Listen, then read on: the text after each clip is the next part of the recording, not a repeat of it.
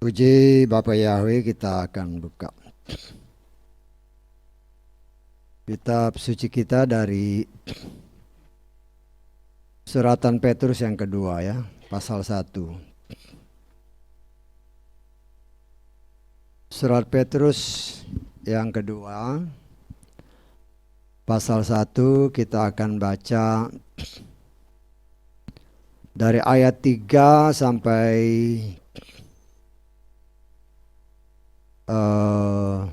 sampai 15 lah ya. Sebagaimana kekuatan ilahinya, maka segala hal untuk kehidupan dan kesalehan telah dianugerahkan kepada kita lewat pengenalan penuh akan Dia yang telah memanggil kita melalui kemuliaan dan kebajikan.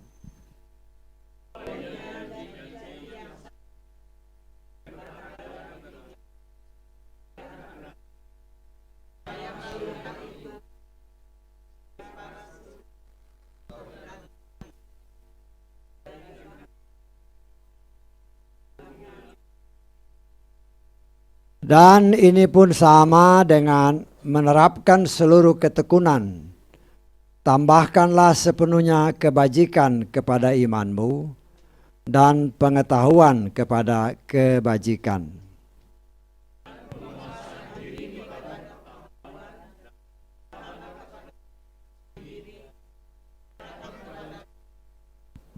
Dan kasih persaudaraan kepada kesalehan dan kasih kepada kasih persaudaraan.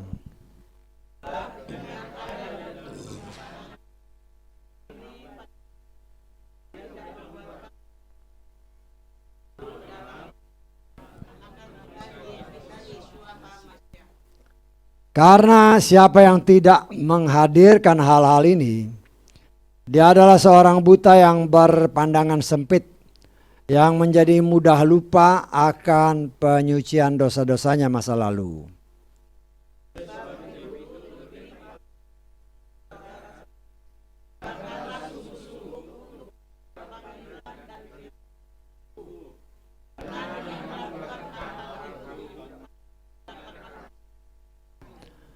Dengan demikian kamu akan ditunjang sepenuhnya secara berlimpah. Jalan masuk ke dalam kerajaan kekal Tuhan dan Juru Selamat kita, Yeshua HaMashiach.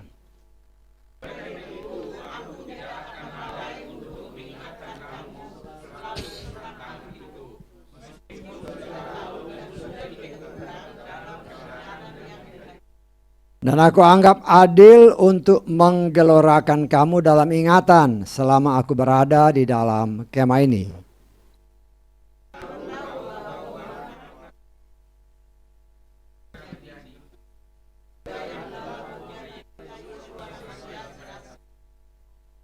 Dan juga sesudah keberangkatanku, aku akan berusaha sungguh-sungguh memelihara kamu selalu sehingga menjadikan hal-hal itu sebagai kenangan. Amin. Silakan duduk.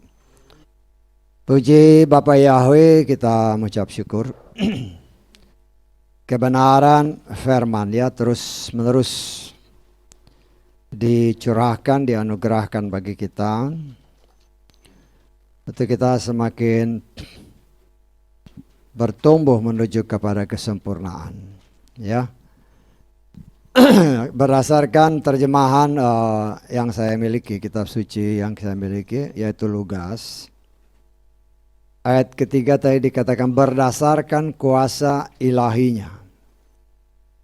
Dia telah memberikan kepada kita segala hal yang berkaitan dengan kehidupan dan kesalehan melalui pengenalan penuh akan Dia yang telah memanggil kita dalam kemuliaan dan kebajikannya. Ya. Dari pembacaan-pembacaan yang tadi kita baca,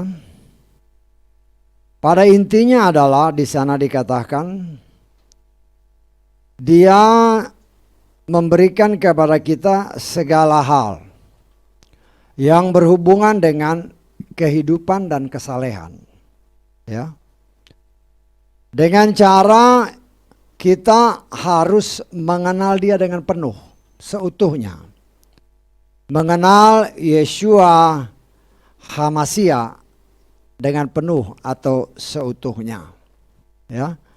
Karena jelas saya dikatakan, dia menyatakan kepada kita supaya kita dapat turut ambil bagian dalam kodrat ilahi, ya, kodrat ilahi yang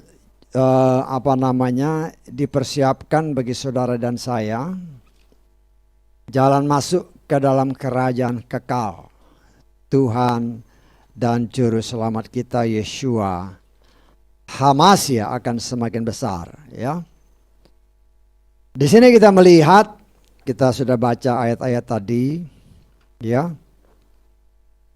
Ada satu himbauan. Karena jelas saya dikatakan, biarlah kepada iman kita ditambah dengan banyak hal. Pertama kebajikan, ya, kebajikan. Jadi iman memang datang dari pendengaran, ya. Sesuai Roma 10 ayat 17. Iman kepada Bapa Yahweh dalam Adonai Yeshua Mashiach adalah melalui pendengaran, ya. Tapi kita juga ingat, panca indera kita pun bisa menangkap. Karena kalau orang yang tuli ya nggak bisa dengar, kan. Tetapi mereka bisa melihat, dan oleh anugerah Tuhan banyak kita melihat di contoh-contoh. Ketika mereka melihat mujizat, iman mereka dibangkitkan, ya. Tetapi kita melihat di sini bahwa kita dihimbau oleh Tuhan melalui firman-Nya. Jangan hanya sampai level iman, ya. Jangan hanya sampai level percaya aja. Karena setan juga hanya percaya aja, ya. Tetapi dikatakan oleh firman Tuhan, setan percaya dan dia gemetar. Kalau manusia bisa percaya tapi nggak gemetar, ya. Kalau kita lihat di dalam Yakobus pasal 2 ayat ke-19, kita lihat. Yakobus pasal 2 ayat 19. Karena banyak orang menyatakan, oh saya percaya, saya pasti selamat. Loh, setan juga percaya kok. Engkau pun percaya bahwa Elohim adalah Esa. Engkau melakukannya dengan baik. Roh-roh jahat pun percaya. Dan mereka gemetar. Setan juga percaya Yeshua. Setan percaya kepada Bapa Yahweh. Setan tahu bahwa nama Yahweh di dalam Adonai Yeshua Mashiach adalah nama yang penuh kuasa. Dia takut akan nama itu. Dia gemetar mendengar nama itu. Karena itu dengan caranya yang tanpa disadari oleh umat manusia yang tidak mau mempelajari firman dengan sungguh-sungguh, dengan caranya, cara si setan, ya. Ini yang saya seringkali sebutkan, inilah pengajaran kuda putih di dalam Wahyu pasal 6. Setan menunggang kuda putih, ya.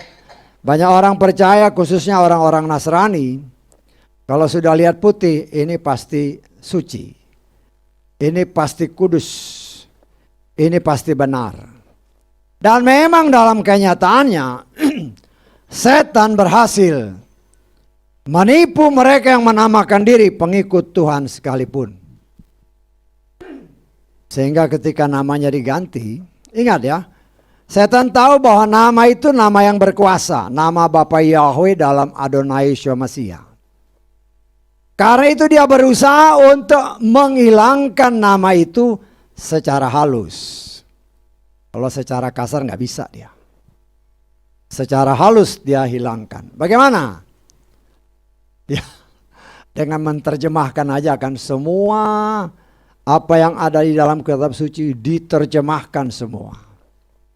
Memang secara akal manusia orang bisa mengatakan itu sangat baik, ya. Dan disitulah setan punya kesempatan dia masuk. Nah, nama Tuhannya pun diganti, ya.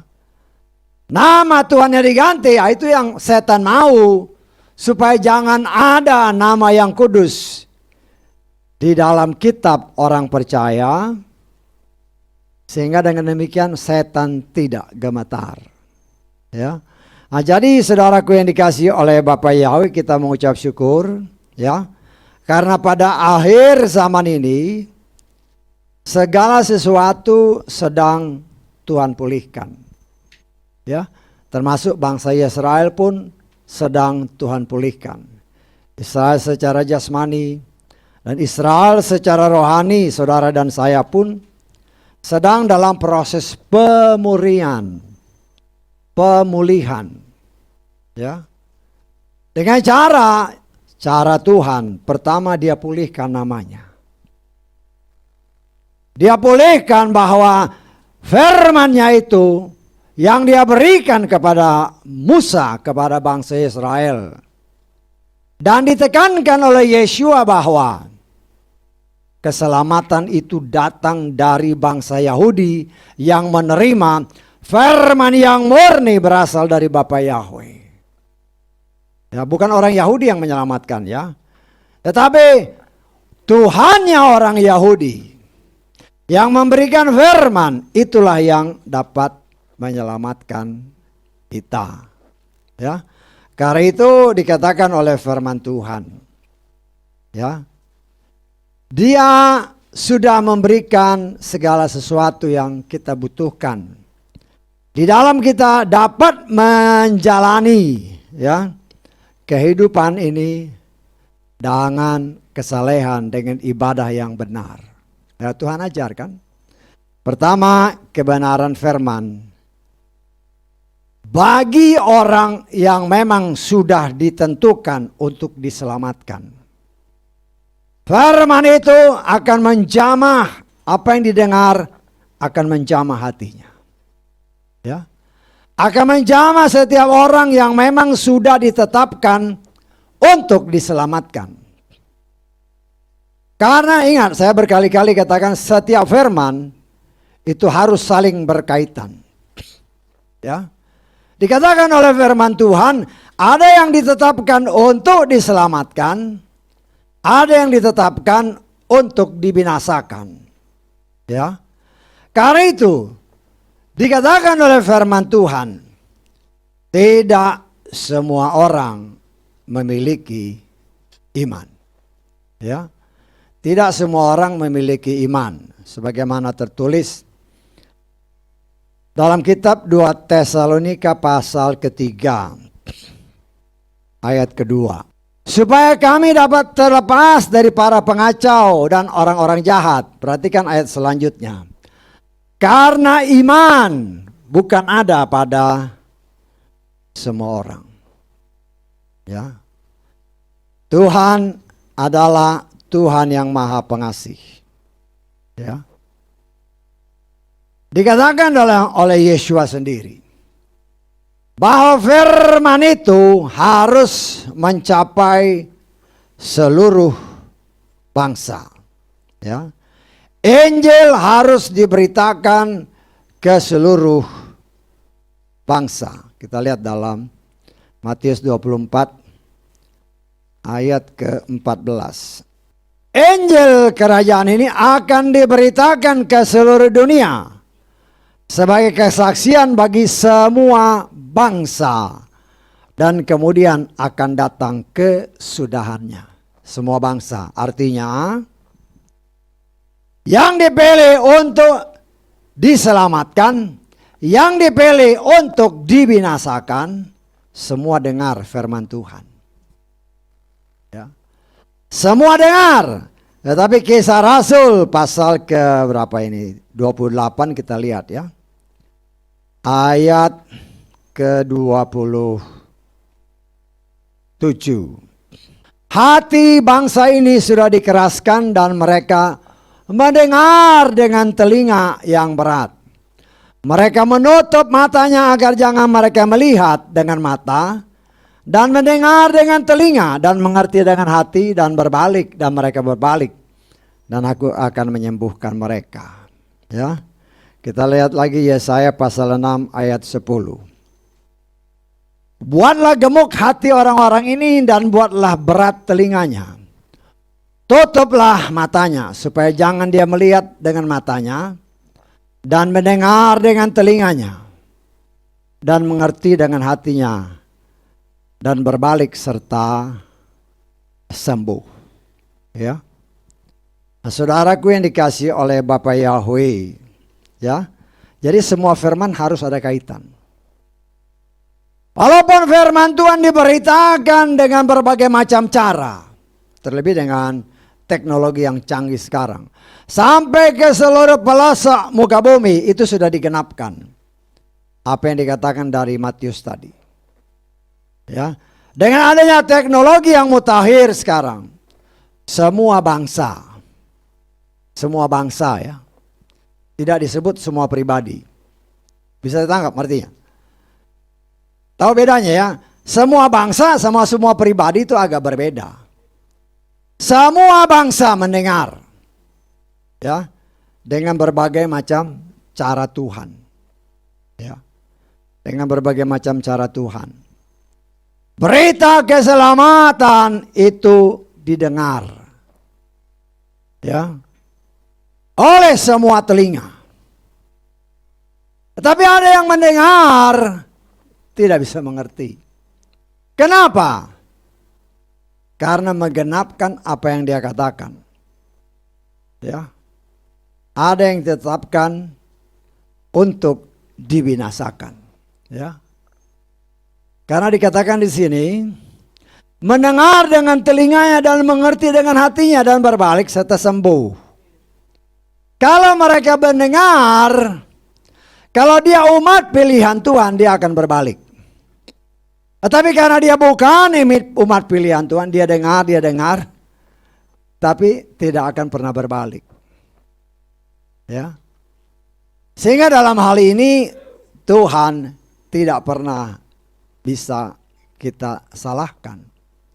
Kau dengar firman Tuhan, tetapi engkau tidak akan pernah bisa mengerti. Ya.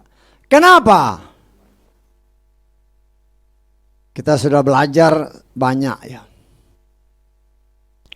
Ada benih gandum, ada benih lalang. Ada benih yang baik, ada benih yang jahat. Ya. Ada tertulis, bukan seperti Kain yang berasal dari si jahat. Orang yang keturunan Kain yang keturunan berasal dari si jahat tidak akan pernah bisa menerima firman walaupun mereka dengar. Yesua berkata, bapakmu setan. Saya percaya itu bukan asal sembarang ngomong. Ya. Nah, di sini kita melihat cara Tuhan.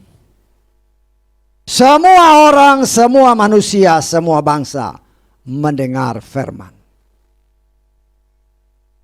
Tetapi responnya bisa berbeda-beda. Orang yang ditentukan untuk diselamatkan, orang yang ditentukan untuk memperoleh iman kepada Bapa Yahweh dalam Adonai Yeshua Mashiach, ketika mereka dengar firman, hatinya dijamah oleh Tuhan. Ya. Hatinya dijamah oleh Tuhan sehingga mereka sadar bahwa saya butuh Tuhan. Manusia tidak bisa menyelamatkan dirinya sendiri. Ya. Walaupun ada banyak ajaran-ajaran di luar sana kan. Oh, kamu harus bikin begini, harus bikin supaya selamat. Enggak bisa. Ya. Ada orang, oh kamu harus jadi orang yang suka memberi. supaya kamu selamat. Kalau kamu kasih banyak, nanti kamu pasti punya tempat di sorga. Padahal yang dia kasih itu hasil korupsi. Kenyataannya bukan cara seperti itu. Tidak ada seorang pun manusia yang bisa selamat dari murka Tuhan kalau Tuhan sendiri tidak menolongnya. Hanya Tuhan yang bisa menolong. Ya. Karena itu pertama-tama Tuhan beritakan, ini dia kasih firman. Firman yang tertulis. Ya. Sebelum Mose, sebelum Musa. Firmannya tidak tertulis. Ya. Ketika Adam berbicara itu kan ada banyak firman. Dengan Tuhan, Henokh berbicara itu kan banyak firman Tuhan. Tetapi tidak tertulis. Sehingga hanya orang-orang tertentu aja yang tahu. Bahkan kita percaya bahwa orang seperti Adam, orang seperti Henokh, orang seperti Nuh, orang seperti Abraham, mereka menulis semua pengalaman-pengalaman mereka. Tetapi yang mereka ajarkan hanyalah keturunan mereka. Ya. Ataupun orang-orang yang ada di sekeliling mereka. Dan Tuhan mau firman itu bisa dibaca, bisa dimengerti oleh semua orang. Karena itu Bapa Yahweh sendiri yang menulis firman. 10 perintah Tuhan. Dengan tangannya dia tulis. Dengan tangannya dia tulis. Di atas 2 loh batu. Kemudian setelah dia tulis, dia berikan kepada Musa. Musa ditahannya selama 40 hari 40 malam. Tuhan terangkan 10 firman ini. 40 hari 40 malam. Ya. Sehingga kita melihat bahwa dari 10 firman bisa dijabarkan sampai, kita percaya sampai 613 aturan, perintah dan ketetapan Tuhan. Ya. Dan itu ditulis semua. Kemudian disebar sampai ke seluruh pelosok muka bumi. Bukan lagi hanya orang Yahudi, orang Israel. Tetapi seluruh dunia bisa membaca. Ya, seluruh dunia bisa membaca. Ya. Dan disitulah kesempatan si jahat masuk. Dengan dalih kita mau terjemahkan supaya semua orang bisa mengerti. Disitulah mulai setan bekerja. Nama yang kudus hilang. Dan banyak orang yang menganggap ya nggak apa-apa. Ya, enggak, ini kan kuda putih. Kelihatannya benar. Tetapi disitulah kesempatan si setan masuk. Dia ganti nama yang kudus dengan caranya. Ya. Dan kita melihat saudara yang dikasih oleh Bapa Yahweh. Perkembangan berjalan begitu luar biasa. Karena proses penyelamatan yang Tuhan kerjakan itu harus terjadi. Ya. Harus terjadi. Dan kita melihat sekarang ini. Ya. Umat, saya percaya kalau umat Israel, mereka hanya hanya berpegang kepada, sebagian besar berpegang hanya kepada Torah. Di mana Torah atau yang kita kenal sekarang Perjanjian Lama, itu nama Yahweh tetap ada. Nama Yahweh tetap ada. Tetapi di kitab perjanjian yang kita kenal perjanjian yang baru, nama itu hilang. Itulah pekerjaan setan. Ya. Saya percaya bahwa Apa yang firman Tuhan katakan, Yeshua katakan, keselamatan datang dari bangsa Yahudi, itu adalah suatu kebenaran. Ya. Dan kita melihat orang yang dipakai Tuhan untuk menyebarkan berita keselamatan ini kepada orang di luar Israel secara jasmani adalah orang Yahudi, yaitu Paulus. Ya. Dipakai Tuhan. Dan saya sangat percaya bahwa ketika para murid, 12 orang murid yang dipilih oleh Tuhan, mereka, saya percaya dengan Yeshua ketika itu berbicara pakai bahasa Ibrani. Karena ketika kan jelas dikatakan di dalam Kisah Rasul, ketika dengan Paulus pun, ketika Paulus dipanggil untuk pertobatannya, Yeshua dengan jelas berkata dengan memakai bahasa Ibrani. Ya. Dengan bahasa Ibrani. Kita lihat ya di dalam Kisah pasal 26. Kisah Rasul pasal 26 ayat ke-14. Ketika kami semua rebah ke tanah, aku mendengar suatu suara yang berbicara kepadaku, dan yang berkata dalam bahasa Ibrani, Saul, Saul, mengapa engkau menganiaya aku? Sukar bagimu untuk menendang ke tongkat runcing. Jadi Yeshua aja bicara pakai bahasa Ibrani. Saya menafsirkannya ketika Yeshua berada bersama dengan para murid, dia pasti pakai bahasa Ibrani. Ya, orang sih boleh berpendapat macam-macam, yaitu urusan mereka.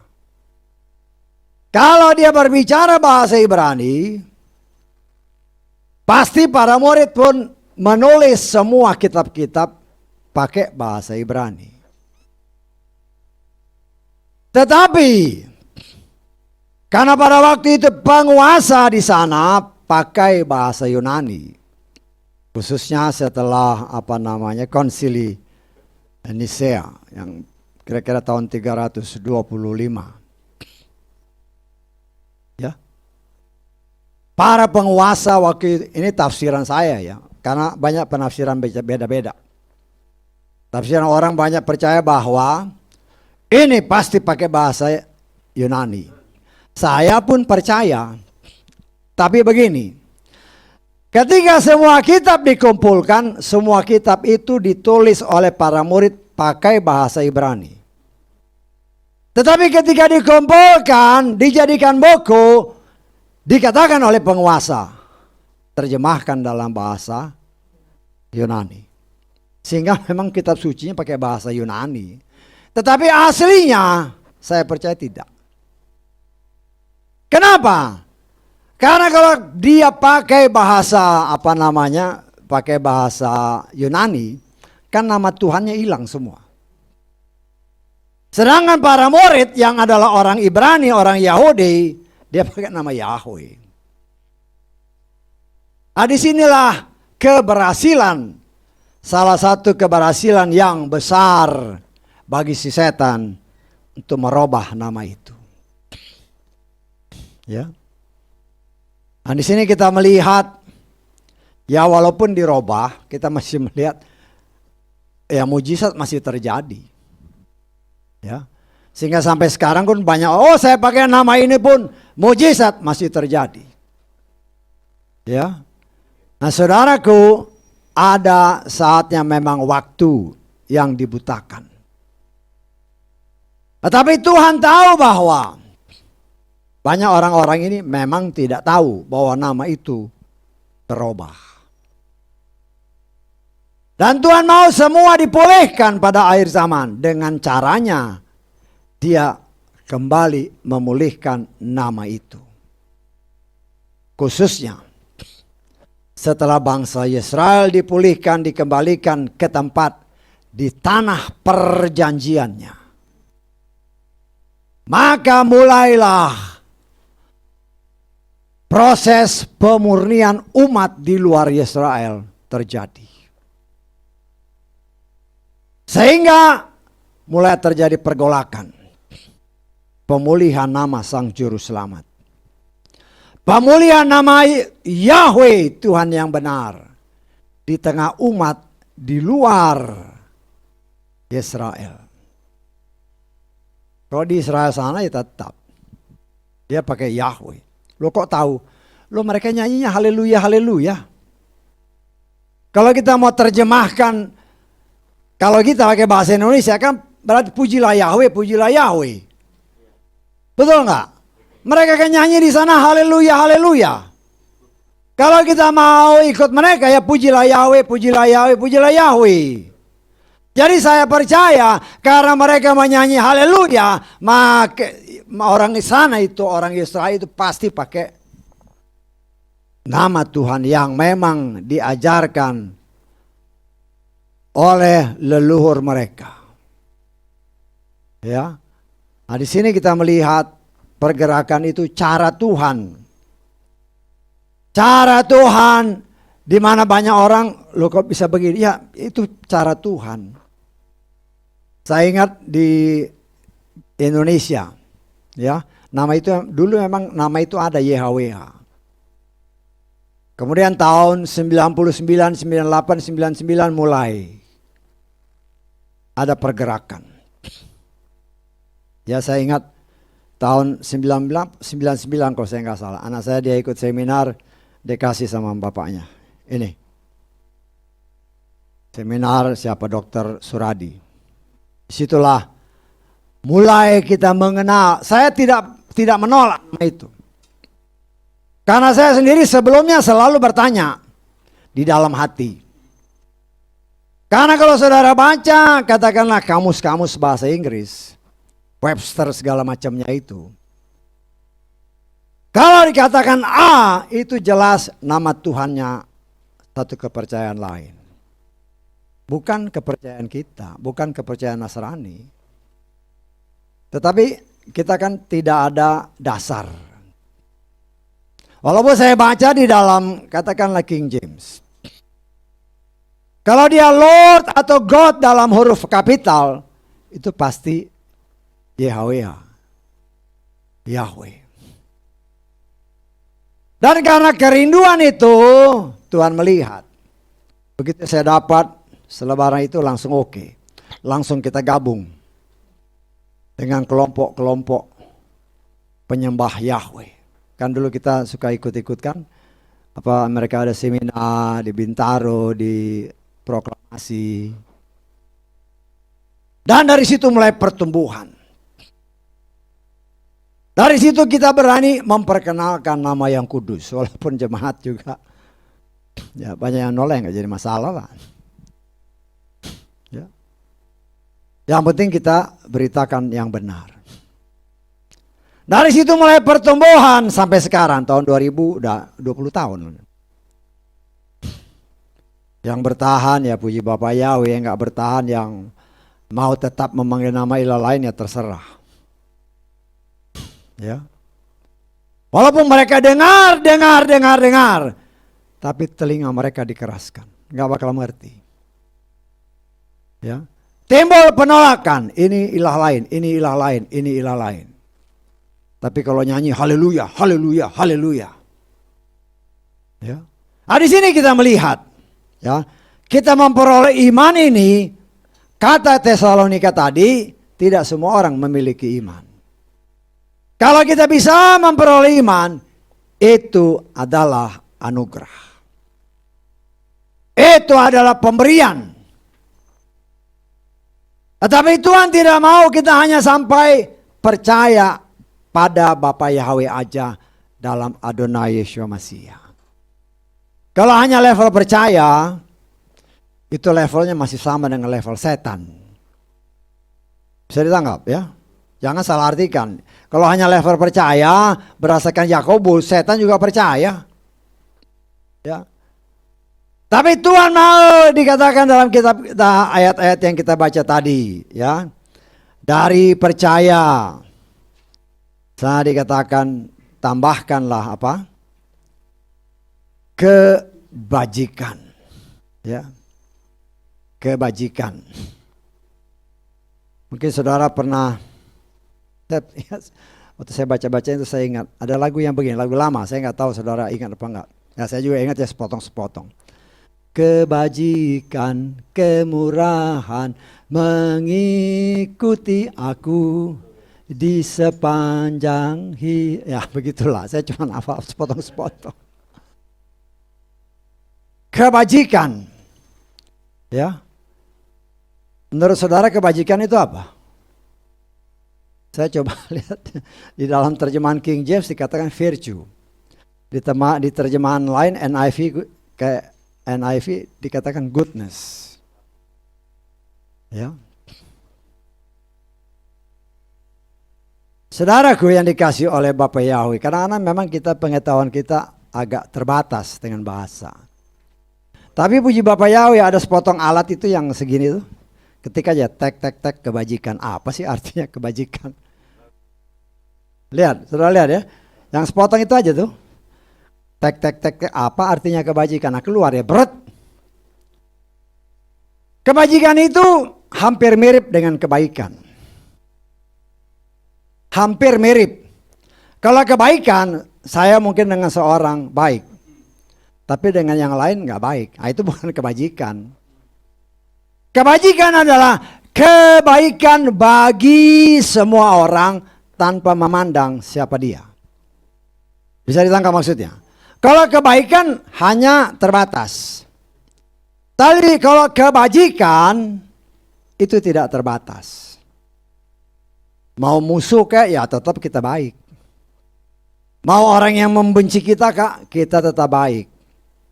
Ya walaupun nanti kak banyak tuh kalau saudara coba aja apa artinya kebajikan. Keluar trot itu kan. Ya banyak lah tapi yang saya ambil petik sedikit aja. Adalah kebaikan bagi semua orang tanpa memandang siapa orang itu. Mau orang kaya kek, mau ke orang miskin kek, mau orang yang seiman kek atau yang tidak seiman. Tuhan mau kita baik kepada semua orang karena itu sifat Tuhan. Ya, jadi Tuhan mau bukan saja kita percaya kepada Bapa Yahweh, tapi dikatakan tambahkanlah kepada imanmu kebajikan. Nah kita belajar untuk baik kepada semua orang, bukan kebaikan yang munafik ya. Kadang-kadang ada orang baik, cuman ada udang di balik batu. Ya, kita kasih tunjuk bahwa saya berbeda dari orang-orang dunia. Saya baik bukan dengan tujuan tertentu.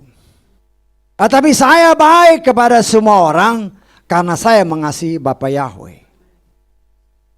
Saya mau menunjukkan bahwa inilah kasih Bapa Yahweh di dalam Adonai Yeshua Mashiach yang harus dapat saya bagikan kepada semua orang.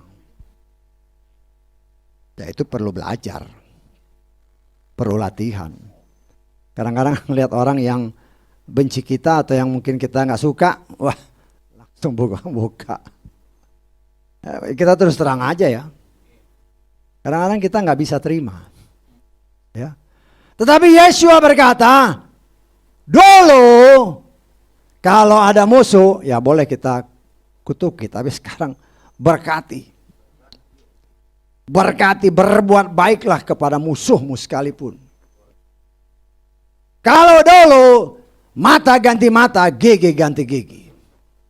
Kalau sekarang tidak bisa. Karena itulah sifat Bapa Yahweh. Dia mau kita memiliki itu. Bukan hanya percaya kepada Bapa Yahweh dalam Adonai Yeshua Mashiach. Tapi tunjukkan kebaikanmu kepada semua orang tanpa memandang muka. Memang sulit. Ya. Tetapi apabila kita belajar Roh Kudus, tolong saya. Itulah yang saya katakan, tanpa Roh Kudus tidak mungkin kita bisa melakukannya. Tanpa Roh Kudus kita tidak mungkin bisa melakukan apa yang Tuhan kehendaki kita lakukan. Dalam arti kata tidak mungkin kita bisa menyelamatkan diri kita sendiri dengan kekuatan sendiri, nggak bisa. Ya. Karena itu kita diajar oleh Tuhan. Bagaimana caranya? Ya, ikuti teladan Tuhan. Ya, tapi kadang-kadang kan gengsi kan. Nah, gengsi ini itu kan ego yang harus bisa kita matikan. Bukan dengan kekuatan kita, tapi dengan pertolongan Roh Kudus. Mungkin orang yang membenci kita atau dulu yang pernah kita benci, kita coba-coba dekat-dekat lah. Ya mungkin pertama malu negor ya, senyum-senyum dulu kan. Ya kan, senyum-senyum, oh ini ada sambutan. Nah, kita belajar. Sulit itu, saya sadar itu sulit. Tetapi bagi Bapak Yahweh tidak ada yang sulit kalau kita mau ikut. Ya.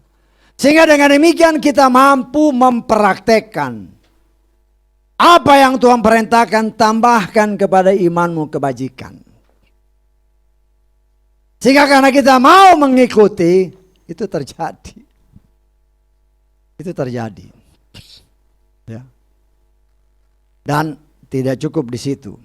Dikatakan oleh firman Tuhan. Bukan saja kebajikan, tetapi juga apa? Tambahkan pengetahuan. Ya. Pengetahuan. Apa itu pengetahuan? Ya. Ya, saya kadang kalau kesulitan ya cari aja, cek gitu kan. Pengetahuan adalah segala sesuatu, segala informasi yang bisa kita peroleh dengan berbagai macam cara, melalui bacaan, melalui apa yang kita lihat di di mass media, apa yang kita dapat di sekolah, ya. Pengetahuan secara umum. Tapi kalau ilmu pengetahuan itu agak beda.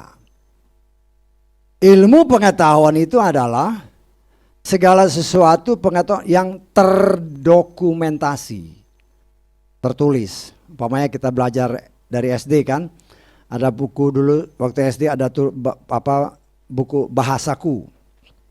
Dulu kan bahasaku dulu kan. Bahasaku itu dari kelas 1 sampai kelas 6 itu bahasaku semua. Kalau sekarang kan macam-macam. Itu ilmu. Beda dengan hanya pengetahuan. Kalau pengetahuan hanya informasi-informasi bisa secara lisan, bisa juga kita dapat melalui tulisan-tulisan. Dan dalam hal ini pengetahuan yang khususnya Tuhan kehendaki adalah pengetahuan tentang Tuhanmu. Tuhan kita. Nah, kita ibadah sama Tuhan. Tuhan yang mana? Ya, nah, kalau kita di sini udah tahu lah. Yang mengikuti live streaming, Tuhannya siapa ya? Ya tanya dong, Tuhanmu siapa? Ya. Terlebih orang-orang yang menamakan dia orang-orang Nasrani, kadang-kadang mereka bingung siapa Tuhannya ya. Kenapa? Karena tidak mau mencari pengetahuan yang ada di buku yang kita sebut kitab suci atau Alkitab. Oh, dalam kitab suci, di dalam Alkitab saya atau kitab suci saya namanya ini.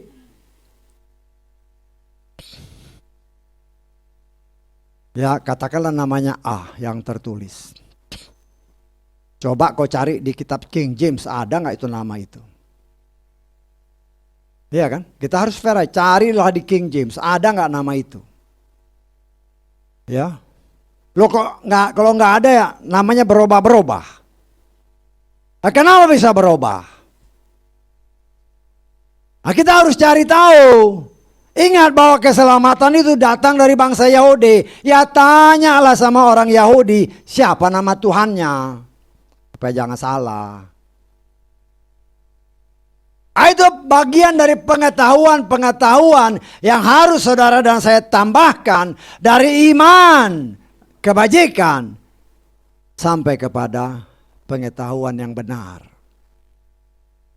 Dari apa yang tertulis kita bisa belajar. Ya. Apa yang tertulis, apa yang diajarkan oleh pelayan-pelayan Tuhan kita bisa tahu. bahwa ternyata manusia itu diciptakan pada hari ke-6. Tahu kan? Ternyata setelah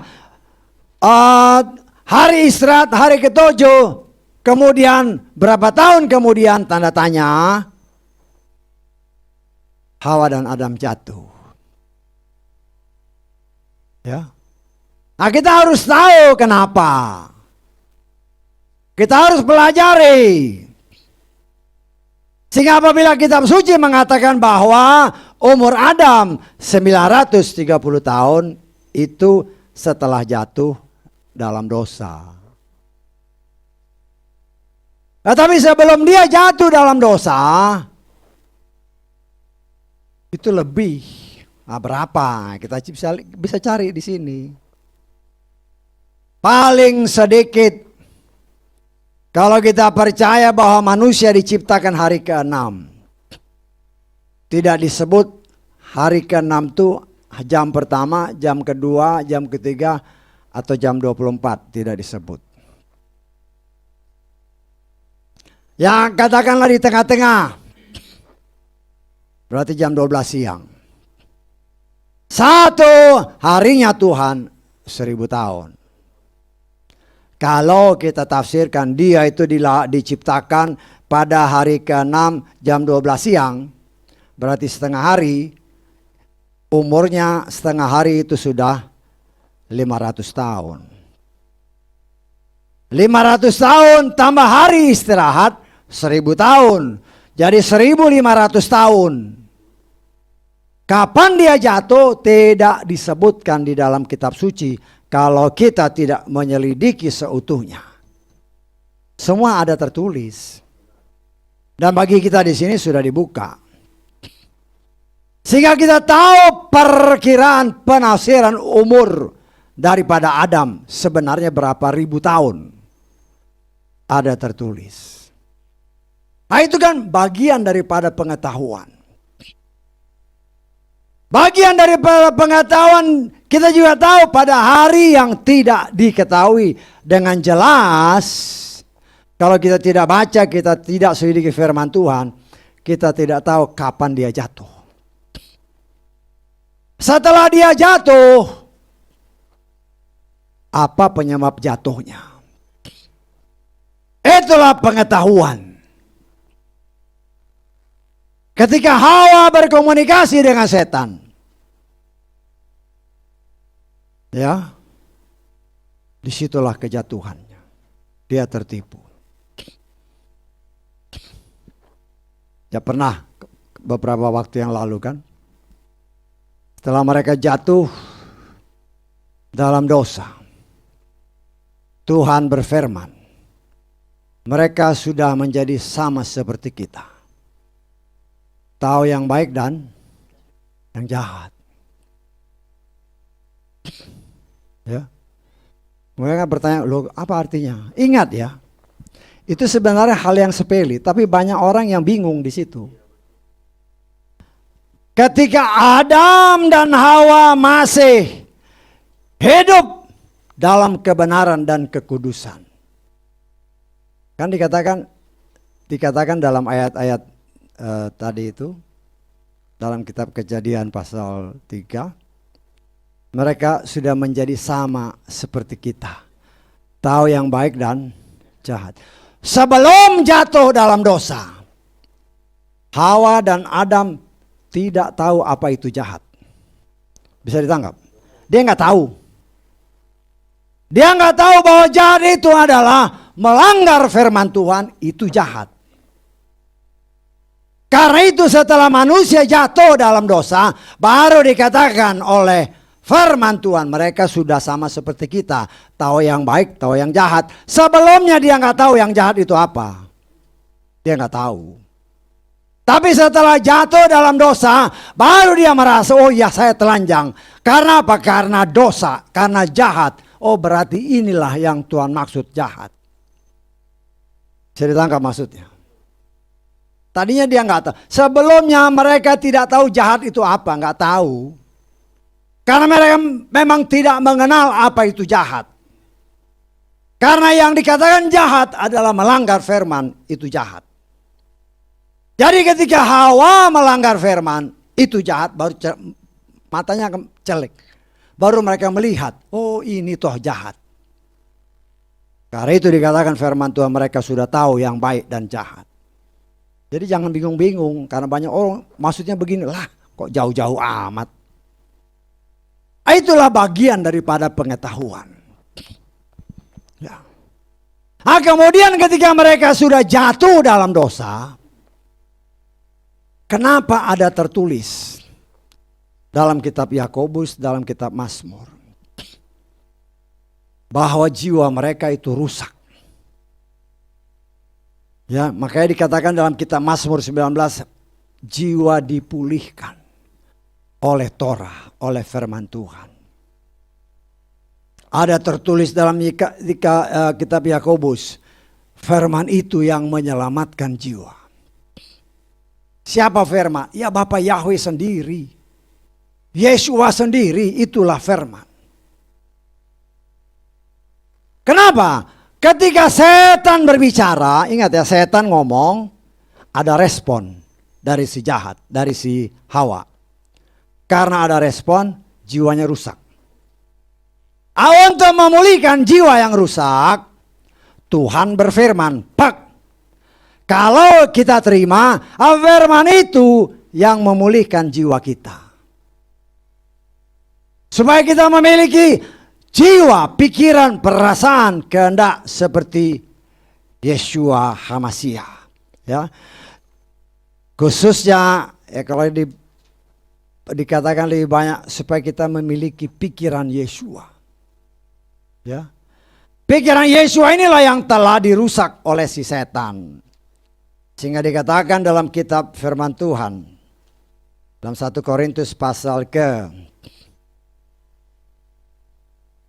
2 ayat ke berapa ini? Ayat ke 16. 1 Korintus 2 ayat 16. Siapakah yang mengetahui pikiran Yahweh? Siapakah yang akan memberi dia petunjuk? Perhatikan ayat selanjutnya. Tetapi kami memiliki pikiran HaMashiach. Mereka yang percaya menerima Bapa Yahweh dalam Adonai Yeshua Mashiach, menerima firman-Nya, maka pikiran yang rusak, jiwa yang rusak diganti, dipulihkan, sehingga kita memiliki jiwa, pikiran, perasaan, kehendak HaMashiach. Itu bagian daripada pengetahuan. Ya. Itu bagian daripada pengetahuan yang Tuhan katakan, tambahkanlah kepada imanmu kebajikan, pengetahuan. Sehingga kita mengerti. Ya. Tanpa pengetahuan yang benar, kita nggak ngerti arah mana jalannya. Tanpa pengetahuan yang benar, kita tidak tahu siapa Tuhan kita.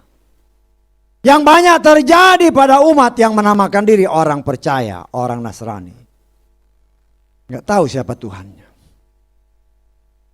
Ya, yang penting ibadah asal ibadah. Jangan harap orang asal ibadah itu masuk surga ya. Nggak ada ayatnya. Ya, nggak ada ayatnya kalau yang penting saya ibadah lah. Tuhan tidak mau kita hanya pasrah.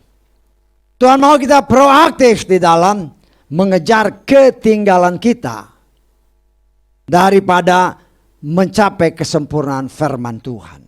Nah, kita kan tertinggal ini. Ya, tertinggal karena nama Yahweh yang sudah dari dulu ada, itu baru kita capai baru-baru ini. Nah, kita banyak tertinggal. Karena itu mari kita kejar. Perlombaan yang diwajibkan bagi saudara dan saya kan ada tertulis. Kenapa berlomba? Karena udah terlambat. Jadi harus kita kejar. Supaya kita bisa selamat. Ya. Sehingga dengan demikian, apabila kita mau mengerti firman. Setelah kita tahu, pengetahuan kita bertambah.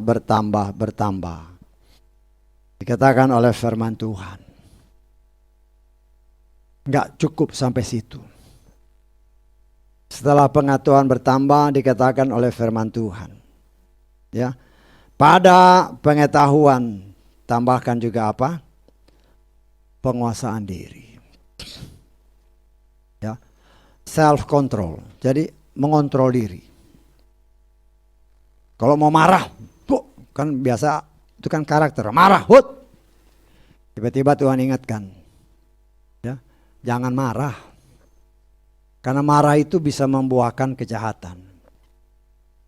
Mungkin awalnya sulit. Tapi karena diingatkan terus. Dan kita senantiasa berseru, Tuhan tolong. Maka dia akan tolong. Dia tidak berfirman sesuatu yang tidak mungkin kita bisa lakukan. Tidak. Itu bukan karakter Tuhan kita. Dia memberikan perintah, dia memberikan aturan, ketetapan yang bisa kita lakukan. Bukan yang gak bisa. Kalau kita gak bisa lakukan ya buat apa? Gak ada gunanya. Tapi semua itu bisa. Penguasaan diri memang. Ya. Semua ini perlu latihan. Kadang-kadang mau marah, ingat Tuhan, udah. Kadang-kadang susah kan. Tapi kalau nggak bisa ini ya keluar aja pergi. Daripada ribut, khususnya hubungan suami istri ya. Ya. Hubungan suami istri itu kan, karena ingat ya suami istri itu dua pribadi. Dua pribadi dengan dua sumber yang berbeda. Dengan dua sumber yang berbeda, tetapi itu perintah Tuhan supaya manusia itu memiliki pasangan hidupnya masing-masing. Nah, disinilah kita ditambah pengetahuan. Ya. Kalau di dalam bahasa Ibrani, kalau saya boleh sedikit buka lah ya. Kalau dalam bahasa Ibrani laki-laki itu kan is, ya alef, yod, sin. Alef, yod, shin. Ya, itu is. Kalau perempuan itu alef, sin, he. Jadi alef, yod, sin, alef, sin, he. Kalau dikawinkan, digabung. Kalau digabung, di situ ada alef, ada sin, ada dua-dua itu. Alefnya ada dua, sinnya ada dua. Ya, alefnya ada dua, kan ingat ya, alef, yod, sin, sama alef, sin, he. Jadi kalau digabung, di situ ada dua alef, ada dua sin. Ya, sedangkan alef sama shin dalam bahasa Ibrani-nya itu eis, artinya api yang menghanguskan. Tapi kita melihat itulah luar biasanya kalau kita, inilah namanya pengetahuan. Ya, namanya pengetahuan. Ketika laki-laki dan perempuan dalam bahasa Ibrani disatukan, ada dua alef, ada dua shin, tetapi ada yod dan he. Berbicara yod dan he, berbicara Yahweh. Rumah tangga yang dipersatukan oleh Bapa Yahweh. Kalau tidak ada yod dan sin, yod dan he, tidak ada Yahweh di sana, yang ada hanya api yang menghanguskan. Dua kali malah. Dua kali. Jadi rumah tangga itu akan berantakan. Saya pernah mengajarkan kepada saudara. Kitab suci kita mengenal 3 macam pernikahan, 3 macam perkawinan. Ya. 1. Perkawinan yang Tuhan tahu. Tuhan tahu perkawinan. Contoh. Ketika Yeshua ada di sumur Yakub kalau nggak salah saya. Dikatakan sama perempuan yang ada di sumur, panggil suamimu. Perempuan itu bilang, saya nggak punya suami. Perkataanmu benar. Tetapi engkau sudah punya berapa? 5 suami yang sekarang pun bukan suamimu. Tuhan tahu perempuan ini sudah kawin. Dia tahu. Ada perkawinan yang Tuhan tahu. Yang kedua, ada perkawinan yang Tuhan izinkan. Contoh, kita sudah belajar ini. Siapa? Lupa. Abraham dengan Hagar. Ketika Sarah menawarkan Hagar kepada Abraham, tidak ada satu ayat pun yang menyatakan bahwa Abraham tanya Tuhan dulu, Tuhan boleh nggak saya kawinin si Hagar? Nggak ada ayatnya. Tuhan izinkan terjadi. Ya, yang kedua Tuhan izinkan terjadi. Tetapi 2 perkawinan ini yang Tuhan tahu dan yang Tuhan izinkan, karena Bapa Yahweh tidak ada di sana, tidak ada pembelaan. Yang ada hanya kehancuran. Yang ada hanya kehancuran. Dan perkawinan yang ketiga, Tuhan menghendakinya. Contoh, Abraham, Sarah, Ishak dan Ribka. Ya. Ketika Sarah, ya karena Abraham takut kan, Sarah dikasih aja sama raja siapa itu. Demikian juga si Ribka. Ya, saya kasihkan sama raja. Tuhan bela. Ya, sehingga kerajaan ini yang mau mengawinin si Sarah, yang mau mengawinin si Ribka, dihukum sama Tuhan. Oh, perkawinan yang dikehendaki oleh Bapa Yahweh. Di mana ada Bapa Yahweh di sana ada pembelaan Bapa Yahweh. Kita sudah dengar firman ini dan mungkin saudara-saudara yang di luar sana banyak yang belum dengar. Ada 3 macam perkawinan sesuai kitab suci. Artinya, ya, apa yang Tuhan katakan, Alef, Yod, Sin atau Is atau laki-laki, Alef, Sin, Hei atau Isa ataupun perempuan. Kalau dikawinin, kalau dicampur, di sana selama ada Yahweh, walaupun dua-dua pribadi, istri dan suami punya pribadi yang berbeda, punya latar belakang yang berbeda, selama ada Yahweh di sana, ada pembelaan, ada damai sejahtera, ada sukacita. Artinya, perkawinan yang tidak ada Yahweh, tidak ada perlindungan. Ya, kita, saudara-saudara yang di luar, dengar, kau tidak ada landasan Yahweh berdasarkan ayat-ayat yang sebagai pengetahuan kita. Kenapa? Dalam bahasa, kalau dalam bahasa Ibrani jelas. Laki-laki itu Is, Alef, Yod, Shin. Kalau perempuan Isa, Alef, Sin, Hei. Ya, itu jelas. Kalau dikawinkan di semuanya, di sana ada 2, Alef sama Sin, yang artinya api yang menghanguskan, tetapi di situ ada Yod dan Hei. Jadi Alef sama Sin, dua-dua pribadi memang punya api yang menghanguskan. Kalau tidak ada Bapa Yahweh di sana, perkawinan kemungkinan besar akan berantakan. Nah, di sini kita melihat itulah bagian daripada pengetahuan yang Tuhan mau. Kalau dalam perkawinan ada Bapa Yahweh di sana, kalau mau bentrok ada penguasaan diri. Kenapa? Ada roh Bapa Yahweh di sana. Ini yang dikatakan penguasaan diri. Karena pengetahuan ada penguasaan diri. Kita diajar bagaimana bisa. Cara Tuhan, jangan pikir pakai otakmu bagaimana caranya.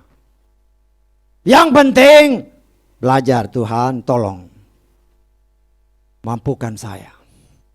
Ya. Karena perkawinan itu kan ya maaf kata ya, ini kejadian nyata soalnya. Dalam setiap perkawinan kita. Waktu kawin kan, janjinya kan macam-macam. Hebat-hebat. Tetapi setelah menjalani kehidupan baru tahu ternyata dia begini. Ya, jangan sesali apa yang sudah terjadi. Saya mengajarkan kepada saudara, apapun yang Tuhan izinkan terjadi dalam hidup kita, jangan kau sesali. Tapi jalani dan tanya Bapak Yahweh, Tuhan, apa maksudnya? Jangan kira bahwa perkawinan yang sudah berantakan pun, ingat, si Abraham, si Yitzhak, dia kasih istrinya. Tetapi pembelaan Tuhan ada. Pembelaan Bapak Yahweh ada. Nah, demikian juga hidup perkawinan kita. Ya mungkin kita masih sering bentrok. Karena kita suami dan istri, ingat, dua-dua mempunyai karakter yang berbeda, latar belakang yang berbeda, sumber yang berbeda. Itu disatukan. Tanpa ada Bapak Yahweh, hancur. Hanya perkawinan yang diizinkan atau perkawinan yang Tuhan tahu. Dan untuk mempertahankan semua, ya ngomonglah, berendahkan diri di bawah kaki Bapak Yahweh. Tuhan ini. Saya tidak mengajarkan saudara, saya menyesal kawin sama dia. Jangan. Kalau keluar dari mulutmu, aku menyesal kawin sama dia, ya jadilah apa yang kau katakan. Tapi mengucap syukur Tuhan, apapun yang Tuhan izinkan terjadi. Ada sesuatu yang saat ini belum saya lihat. Ya. Karena itu celikkan matamu, pandang Bapak Yahweh dan dia akan lihat. Kasih jalan ini begini. Sehingga kehidupan rumah tangga saudara dan saya akan tetap berjalan dalam perlindungan Bapak Yahweh. Karena kita mau menguasai diri, tapi kalau udah ngomong, waduh, kadang-kadang kan ngomong, cerai, ya udah lah, mulutmu ngomong cerai ya cerai. Jadi harus dicabut itu semua kata-kata yang gak benar. Kita memang masih ada kelemahan, tetapi jangan kelemahan itu menjadi dasar hidupmu untuk kau umbar. Apa yang kau omongkan itu ditangkap sama setan. Tarik, cabut sampai ke akar. Berdoa, Tuhan, aku menyesal, aku cabut itu semua, aku tarik semua. Aku buang, aku nyatakan tidak berlaku dalam hidupku. Suami dan istri kalau dia sudah kawin, katakanlah kalau dia bercerai, jangan kira bahwa si suami atau si istri akan bahagia, enggak. Tidak. Tetap akan ada ganjelan. Ya kalau kita ribut aja kan, suami dan istri ribut kan, habis itu bingung-bingung sendiri kan. Gengsi-gengsian, siapa yang mau ngomong duluan nih? Aku yang ngomong duluan. Gengsi kan, ya aku aja lah. Saya juga udah kawin puluhan tahun kan begitu. Karena gengsi kamu mulai nih, siapa yang duluan kan? Nah kita belajar. Itulah bagian daripada penguasaan diri. Sehingga dengan demikian kita semakin meningkat. Bisa jadi tabah. Kalau lihat suasana begini, ini gak enak nih. Ya kita harus tahu bagaimana maunya Tuhan di dalam kita menjalani hidup. Ingat ya, kalau kita sudah mentok, itu gak mentok. Itu jalan dari Bapak Yahweh supaya kita nyerah sama dia. Bagi kita mungkin tidak ada pintu. Tapi Bapak Yahweh sanggup membuat pintu. Jadi tidak ada kata mentok, itu tidak ada. Dalam kamusnya Bapak Yahweh enggak ada. Tetapi karena kekerasan hati kita, semua itu kadang Tuhan izinkan terjadi supaya kita celik mata kita. Jangan andalkan dirimu sendiri. Nah kita belajar. Ini semua kan belajar. Semua dalam proses. Ya. Sehingga akhirnya dikatakan oleh firman Tuhan. Kepada ketabahan, kesalehan. Tanpa kesalehan, ini kan bagian daripada dikatakan tadi kan. Supaya dia telah memberikan kepada kita hal-hal yang berhubungan dengan kehidupan dan kesalehan. Tadi kan semuanya sebelumnya kan berhubungan dengan kehidupan. Dalam kehidupan saudara dan saya yang kita jalani, jangan pernah berkata udah mentok. Tidak ada. Tidak ada kamus itu di dalam hadirat Bapa Yahweh. Kalau udah mentok, baru kau cari Tuhan, itu salahnya di situ. Sebelum segala sesuatu kita lakukan, merendahkan diri. Tuhan tolong saya. Saya nggak sanggup dengan kekuatan saya.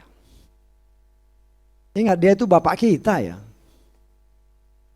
Bapak Yahweh adalah Bapak saudara dan saya. Kalau saya punya anak, dia punya kesulitan, saya akan coba bantu. Itu saya manusia loh itu. Bapak Yahweh yang punya kemampuan yang jauh lebih daripada kekuatan manusia manapun. Kalau kita sebagai anaknya merendahkan diri, Tuhan tolong. Ya, kita diajarkan merendahkan diri. Jangan hanya udah bentok baru Tuhan gini nih. Sama seperti Marta. Belum, Tuhan, kalau kau ada di sini, saudaraku nggak mati. Itu nggak berkenan di hadapan Bapa Yahweh. Tuhan tahu kau susah. Bapa Yahweh dalam Adonai Yesus Masya, dia tahu Marta susah karena Lazarus mati. Tapi dia nggak peduli karena kalau maaf kata dalam penafsiran kita kasarnya ini orang kurang ajar. Marta itu kurang ajar sehingga Tuhan nggak peduli.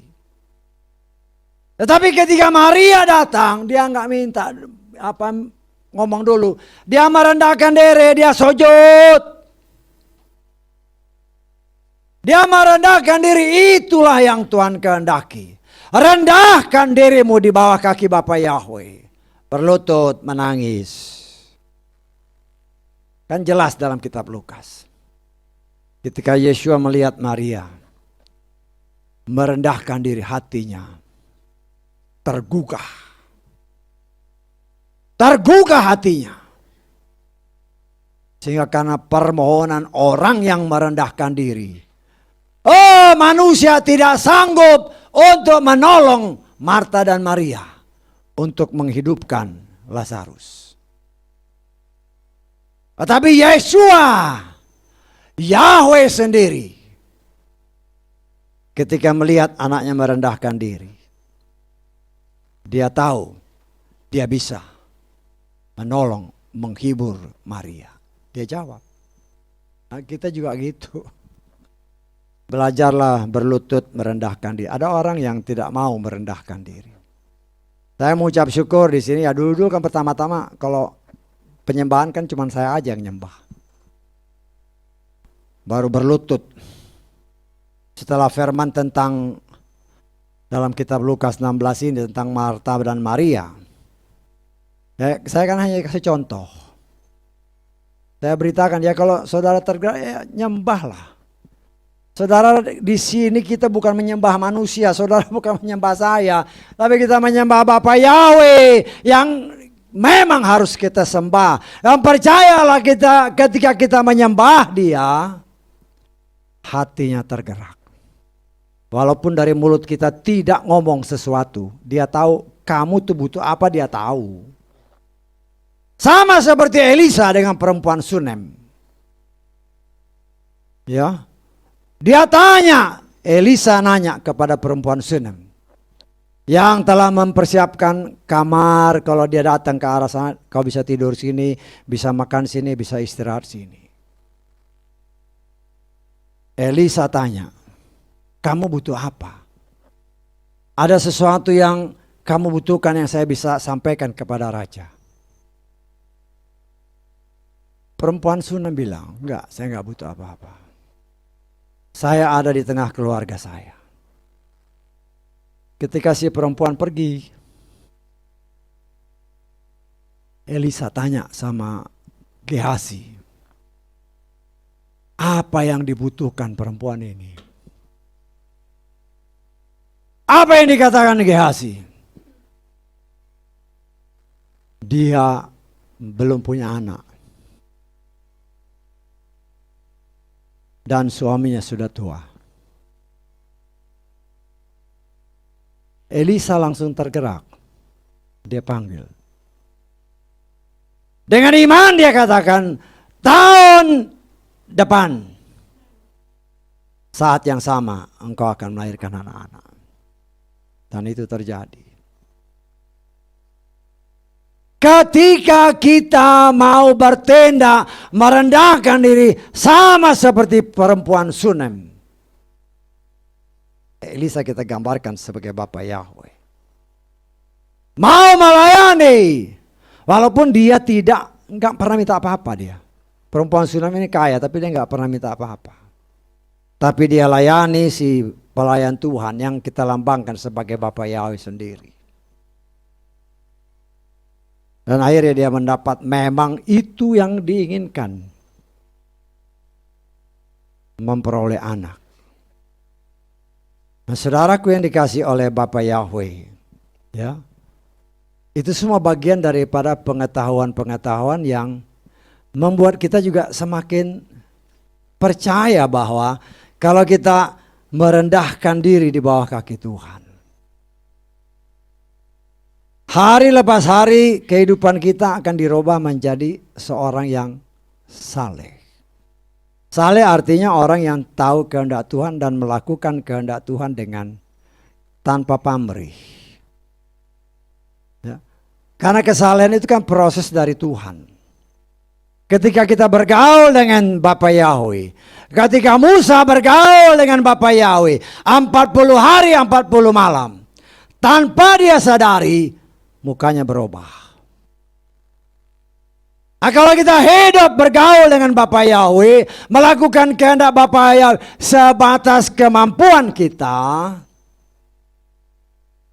hidup saudara dan saya akan dirubah. Hari lepas hari kita akan menjadi, kita kan nggak tahu saleh itu seperti apa, nggak ada ukurannya. Yang tahu ukurannya cuma Tuhan. Tetapi saya percaya kesalahan itu akan terjadi apabila kita mentaati firman Tuhan seutuhnya. Ya, jangan separuh-separuh. Saya kadang-kadang dengar ada orang ya penyembah-penyembah Yahweh juga lah. Firman, waduh ikut Torah. Tapi kalau kira-kira ini ya agak dilongkap. Karena apa? Kalau dia lakukan ini, wah repot ini. Bahaya. Akhirnya ya dengan mulutnya yang manis, tanpa supaya tidak dicurigai orang, dia lewatin. Tapi kalau kita belajar firman Tuhan dengan sungguh, oh ini orang kok begitu. Tapi buat saya itu urusanmu lah. Urusanmu dengan Tuhan. Ya. Saudara juga harus hati-hati kan, karena kita kan sekarang kan banyak dengan media sosial ini penyembah-penyembah Yahweh juga banyak. Tapi hati-hati dalam perhatikan segala sesuatu yang kau dengar ya, Ibrani 2 ayat 1. Perhatikanlah, coba kita lihat Ibrani pasal 2 ayat 1. Oleh sebab itu seharusnya lebih lagi memberikan perhatian terhadap hal-hal yang telah didengar, supaya kita tidak akan hanyut. Ya, perhatikan ya. Saya memang tidak pernah larang saudara ya mau dengar dari siapapun khotbah ya terserah. Tapi kalau engkau tidak hati-hati, ada hal-hal yang dilengkapi, ada hal-hal yang dia tidak mau lakukan, hati-hati. Karena biasanya ada dasarnya. Ya kalau saya beritakan ini, oh nanti bahaya.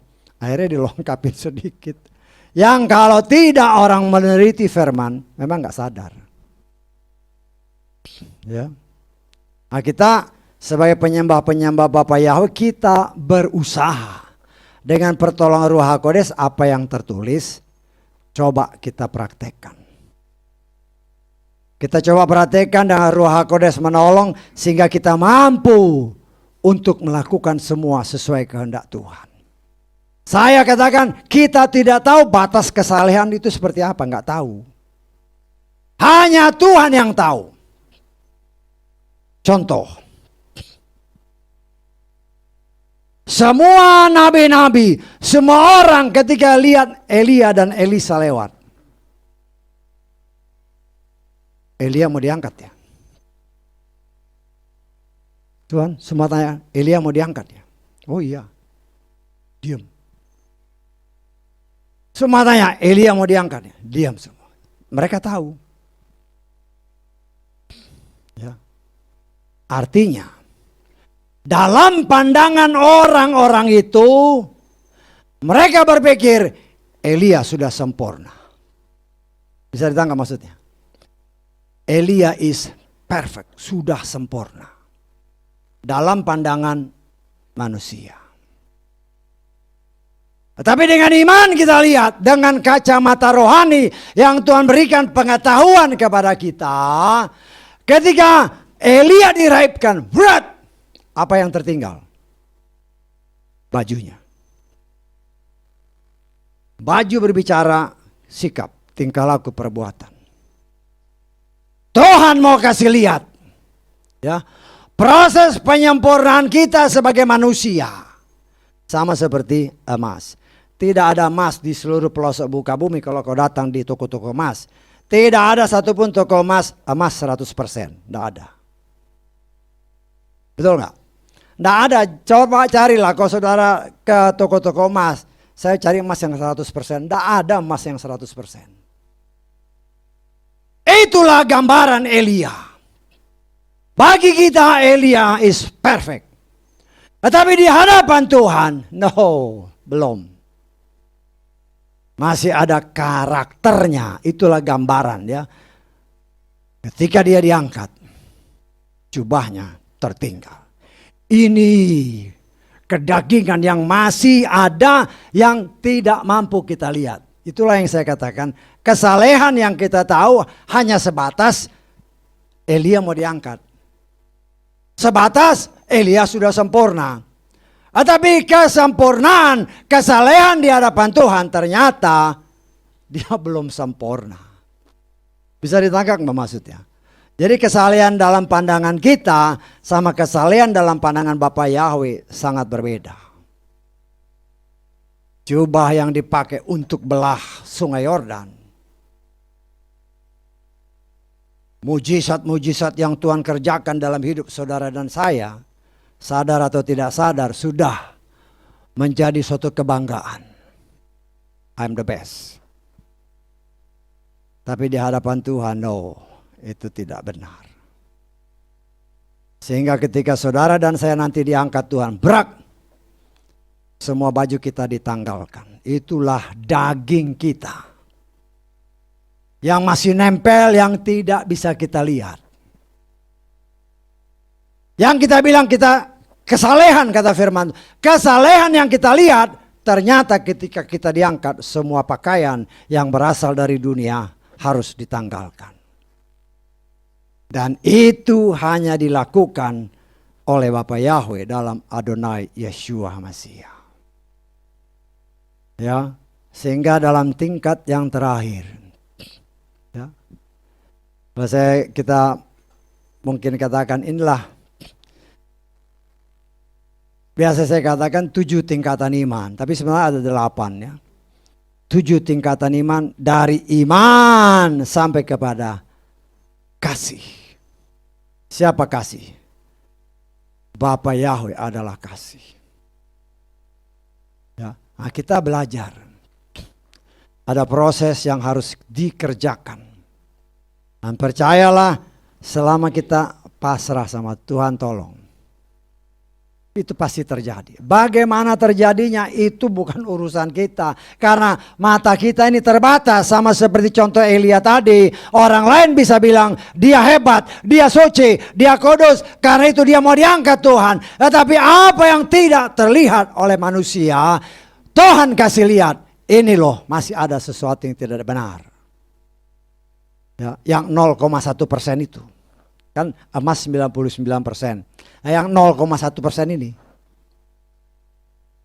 itu yang masih Tuhan kasih lihat, ini masih ada yang tidak sempurna. Ini tidak boleh dibawa ke surga. Berbicara pakaian kan, berbicara karakter, berbicara ya banyak hal yang mungkin masih nempel dalam hidup kita. Tetapi Tuhan mau kita menjadi sempurna.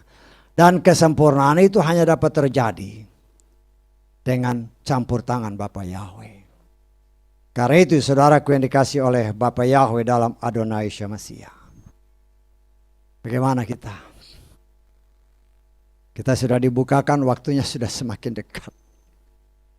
Apakah kita berubah ataukah tetap sama?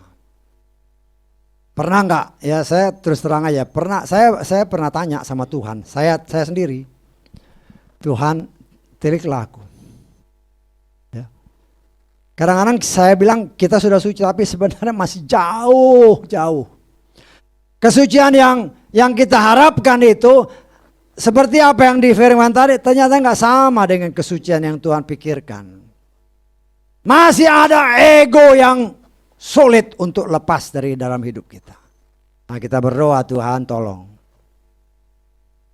Sehingga egoku ini, kedaginganku, jangan sampai menghambat aku sehingga tidak naik.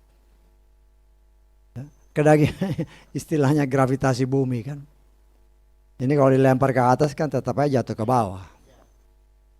Nah, daya tarik dunia ini yang masih juga banyak menjerat manusia.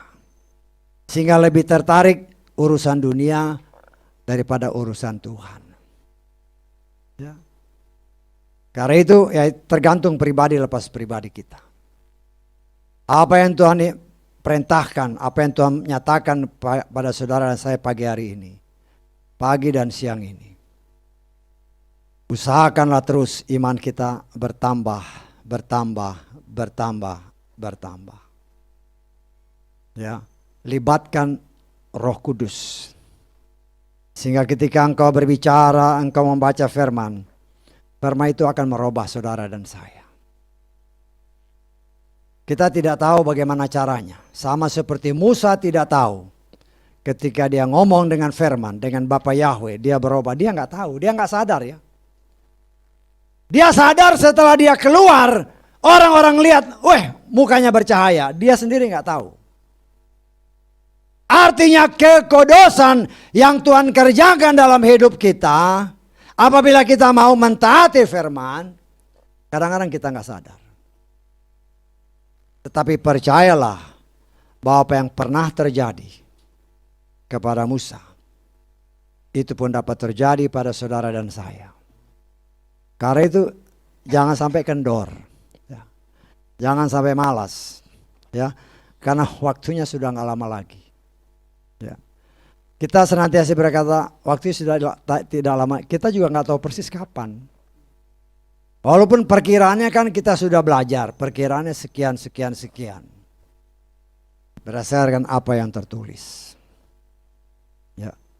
Tapi persisnya karena firman Tuhan katakan karena waktunya dipersingkat. Ya. Nah, kita belajar. Semakin hari semakin dalam. Pasrah Tuhan, tolong. Pernah saudara nggak berdoa, Tuhan aku nggak mau ketinggalan nih. Yang ngomong sama Bapamu, sama Bapak kita. Bapak Yahweh, saya nggak mau ketinggalan ketika pengangkatan, saya mau diangkat. Ngomong kan nggak sulit ngomong. Dalam doamu ya ngomong. Nah, supaya bisa terangkat, ya ada aturannya kan. Inilah pengetahuan, harus begini. Bagaimana kita bisa lakukan? Minta Roh Kudus. Karena itulah Roh Kudus diberikan bagi saudara dan saya supaya kita ingat dan kita mampu untuk melakukannya. Haleluya, amin. Mari kita bangkit berdiri.